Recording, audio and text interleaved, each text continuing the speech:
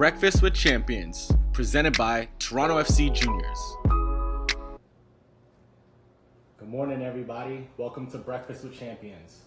We're almost headed into that brunch territory, but that's okay because we got a special guest today. We got Canadian superstar Jonathan Osorio joining us today.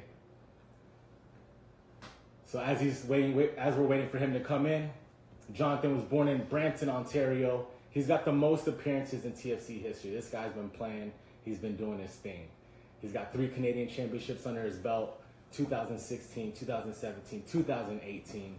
Supporter Shield in 2017, and they won the MLS Cup that year in 2017. So as we're waiting for Jonathan to check in, let me know what you guys are eating this morning. I hope the weather's doing well for you guys over here, even though it's a little raining, it's all good. We're going live today, man. Here we go right now. My man. Jay Hop. What's up, How you doing, man? I'm good, bro. I'm good. We just finished training. Now I'm just relaxing in my room, watching a little bit of football and enjoying a coffee, man. There we go, my man. Hey, so we appreciate you joining in with us today, man. We know you guys are busy down there, so thank you so much, man. No, thanks for having me, man. It's always nice to come on here and chat with you, man. We gotta have you, man. Toronto's own, man. So let's start this thing off, man. So what's your go-to breakfast? My go-to breakfast, I would say, like, before trainings, I like to keep it light, have some oatmeal with some blueberry and banana. You cook that yourself? Yeah, I'm making myself. Luckily, when we're training at the training ground, I'm lucky to have the staff over there, and they make some good oatmeal. But actually, during this time when we couldn't go in, we weren't allowed to use the facility. I was making my own oatmeal, and it was nice. It was cool. It was nice to go back to back to the way it was before, when when I wasn't a professional. I wasn't so lucky, or not as lucky as I am now, to have like chefs cook me meals and stuff. So it was nice to it was a humbling experience, to go back to that. For sure, man. Hey, so I want to get in this with you, man. Hey, so you're born in Brampton, and you played at Brampton Soccer Club, and then you went down to Uruguay. Can you talk about that experience a little bit? Yeah, so when I was around 17 years old, maybe 16 years old, I went down to Uruguay with my local club, and played some teams down there, and I guess the coaches liked what they saw, and they invited me down again to trial, and then the trial went well, and so I signed with them for a couple of years, and I was in Uruguay for a couple of years, man. It changed my life. It's probably the most important step of my career. Just being away from your family like that too, right? You really got to mature and grow, right? Away from family and friends, had to mature very quick. Yeah. I the first year and a half there, I was living in a residence with 30 other kids. Okay. Basically that lived too far to commute to training every day and stuff like that. So, these guys are going out in Uruguay and picking players, the best players from the country, to go play for this club. And then I'm here. I'm the only, me and a couple other guys are the only Canadians in the house. Okay. It was tough, man. Wow. And it wasn't like in the beginning, these kids were welcoming us, because you guys are fighting for spots. We had to earn our respect and stuff. So exactly. Man, it was an experience that made me grow up very fast and very quick, and I had to mature. So for that reason, I think it's probably the most important step of being where I am now. Yeah, that's big, man. So then you came back, you played in the CSL, and then would you agree that people are always watching you, like, no matter where you're playing? No matter where you're playing. I was playing CSL, and honestly, I joined CSL because I was coming back from an injury. I left Uruguay, and I had tried to get to TFC. It didn't work out, and then I was injured, and basically I needed a team to get back on my feet, just get back into rhythm, back to playing, and I joined the CSL team just for that reason. And luckily, TFC Academy was in the same league, and I played against them, opened their eyes. I think Danny Dicchio recognized me from that game. I had a good game and showed well. So, yeah, I think no matter where you're playing, you may think nobody's watching, but there's always somebody watching. And who knows, that day a coach watches you and decides, you know what, this kid is good enough to play with the pros. So, yeah, you never know, and you have to always have that mentality to play as if somebody's watching.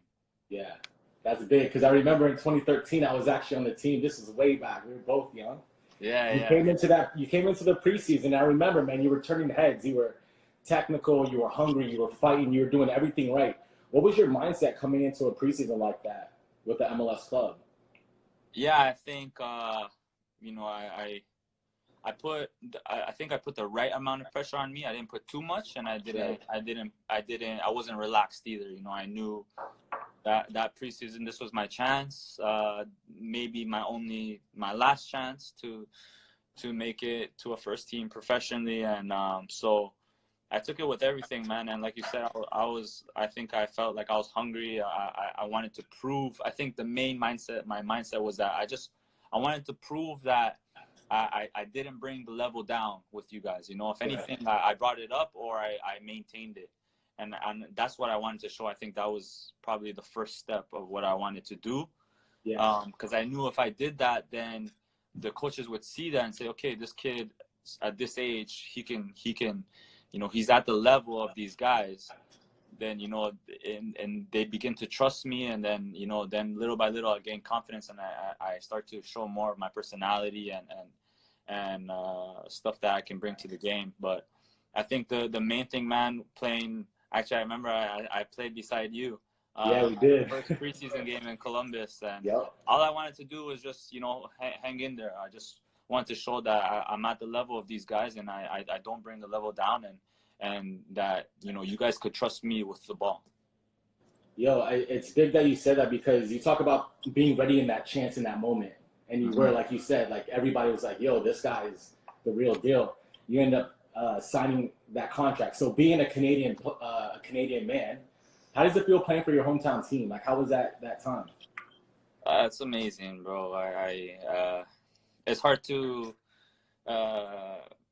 explain. Just, you know, you're playing at home, you know, playing at such a good club, a club that treats their players so good, and amazing, in a great city. And I think the thing that I don't take for granted is that, you know, I get to play in front of my friends, my family every day. My family comes to every game. They haven't missed a game. And that, you know, not everybody can have that. And I know that. I'm very aware of that. And so for that reason, I work very hard every day. I don't, you know, when I signed, I continue to work even harder, because I knew that, you know, the process only gets tougher once you make it. And if you want to, you know, be successful, you have to always go through, you know, obstacles. And I was ready for that, and ready for that in my home. And it's a great feeling to play in front of fans, and to see now that I'm a little bit older, you know, these kids want to play for TFC now. And I don't think it was like that back in when I was you know, kids want to play for TFC, and that's what they're striving for, to start their careers there and play and score in front of the fans. So it's a great feeling. I know. And then I think about, like, now you're the leading appearance man for TFC. Yeah. Three Canadian championships. Mm-hmm. You got the Supporter Shield. You got MLS Cup. You continue to get better every year. Like, what's your motivation to keep getting better? Like we talk about consistency and not like plateauing, but you seem like every year you're just getting better and better. Like, what's driving you? Just my love for the game, I think, man, and just to challenge myself. I think, you know, I want to end my career being the best possible player I could be. Right. And so for me,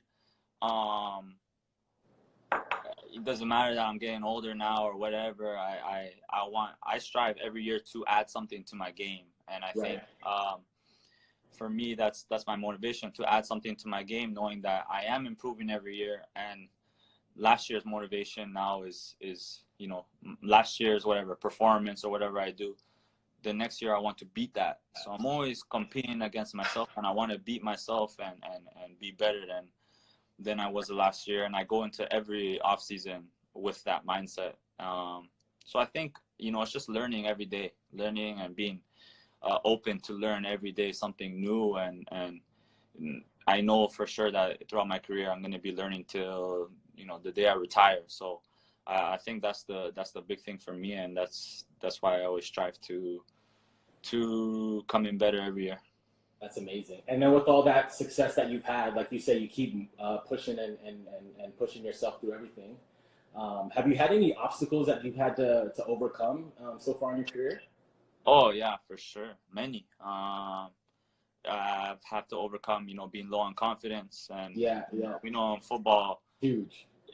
Confidence is everything. And when you're low on confidence, you're just not yourself, and it's not that easy to get it back. You know, you have to really work at it. And so I've been through those moments. I've been through moments where I'm not playing, I'm not selected. Right. Those are big. And that happened later on in my, like, you know, just a few years ago. And it you know, luckily for me, I was playing pretty regularly to start off my career for the first 5 years of my career. And then all of a sudden, boom, I'm out. I'm only getting substitute appearances. There's a couple of games I don't get in. And my first time dealing with that was tough. It was really tough. But, you know, it was about getting your confidence again and trusting yourself and knowing that you can get out of this. And it wasn't easy. But, you know, you just work at it every day, and you take it literally day by day, and you try to be the best you can on that day, and then you focus on the next day when it comes. So that's the way I did it. You know, many obstacles, injuries as well. Injuries are part of everybody's career, I think. And, you know, I'm actually injured right now. I'm trying to get over this one. And hopefully you're back soon. I think I'm close. So this is a new injury for me. So like I said, like, it's crazy. You're always learning. And there's always going to be obstacles. But those obstacles actually make you better once you get out. Yeah, and you got that good mindset, so I know you're going to come back from this even stronger, man. Hey, so I want to ask you, who's the toughest player that you've played against in your career so far? Oh, toughest player. There's a lot, I know, but who do you think's been the toughest? I think for me, it actually was in a friendly game, believe it or not. But I was playing against him, and I was matched up against him in the midfield. It was David Silva. We played Man City and friendly. Yeah. And I was just chasing him the whole game. Hey, slow down over there. I was chasing him the whole game, and he came in for like 30 minutes, and maybe was going at like 70% maybe. And I was in awe. I mean, I always knew him. I always followed him and seen him on TV and seen how he played. But to actually now feel him and be on the pitch against him, it was amazing. It was an eye opener for me. Yeah. I was like, okay, this is the level that everybody should strive for. So it's making you want to get even better yourself, right? Yeah, exactly. You know, and then it was a little bit of an eye opener for me too, knowing that I have so much. You know, there's so much to go if I want to even get close to that level. So it was motivating. It was motivating for me actually to play against him. That's big. Hey, so now we're gonna do this or that. Rapid fire questions. You just gotta pick your favorite answer out of them. Okay? Let's go. All right. First one: salty or sweet? Sweet. Okay. City or suburb? City. City, man. City. Okay, here's the big one: Messi or Ronaldo? Ooh. Two goats. Two goats, man. Two goats. Two goats. I'll pick Messi. I love Ronaldo, though. I love Ronaldo. But that's the right answer. Coffee or tea? Definitely coffee. Coffee, man. Suit, like dapper, or sweatsuit? Casual. Casual. Casual? Yeah. I can see that. I like to keep it casual. I like suits too. I like to keep it dapper sometimes, but more times than not, it's casual. Casual. Same. I think I'm the same too. What about Twitter or Instagram? Instagram. IG, huh? Yeah. I'm not. I mean, I follow on Twitter. I don't really use it myself a lot though. Yeah. Horror movie or a comedy movie? Comedy movie for sure. For sure, right? Yeah, come on, For me, man. comedy. For me, comedy. Yo, I cannot be scared. All the lights in my house would be on, bro. I wouldn't be able to sleep. Hey, scoring a goal at home or scoring a goal on the road? Ooh. At home. I'll say at home. Hearing the fan shirt coming off. Yeah, at home. For me, especially in front of the family. I'm actually at home. So, yeah, exactly. Yeah, at home. Although silencing the crowd is nice too, once in a while. I like that. Champions League or World Cup? The big one. Wow.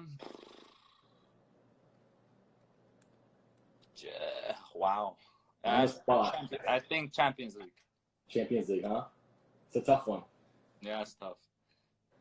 I think Champions League, just because if you're winning Champions League, if you're in Champions League, you're playing with the best in the world. Yeah. From any country. I mean, if you win a World Cup, you win with your country. That's amazing too. But I think Champions League for sure. Yeah, I like that. Hey, also, man, thanks so much for coming on, man. For me, like having played with you, this is big, bro. Like seeing your progression and seeing where you're going is just so exciting, man. So, last question for you: any last advice for these aspiring future professionals? Canadian kids. Yeah, man, just to believe in themselves. I think to see how much local guys there are on the team and doing well now. I think they should look to that and see that it's possible. What they're dreaming isn't a fantasy. It's possible as long as they work really hard and take care of themselves and dedicate themselves.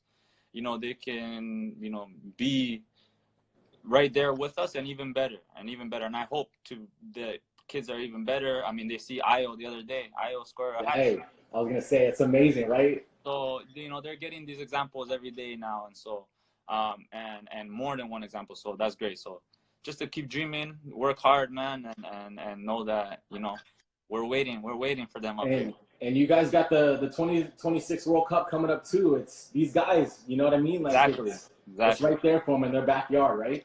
Yeah, exactly. It's something for them to look forward to, and to be able to play a World Cup at home. God, I'm gonna do everything I can to still be around. I get goosebumps just thinking about it, man. I'll do everything to be around and hopefully, even be on the same team as some kids that maybe are watching this right now. Who knows? Yeah. Hey, also, man, thanks so much again, man. We can't wait to see you fit, man. Good luck down there. All right, man. And I'm happy for you, bro. Keep going, all right? Okay. Thanks for your help, man. Take care, bro. See you guys later. Later, man.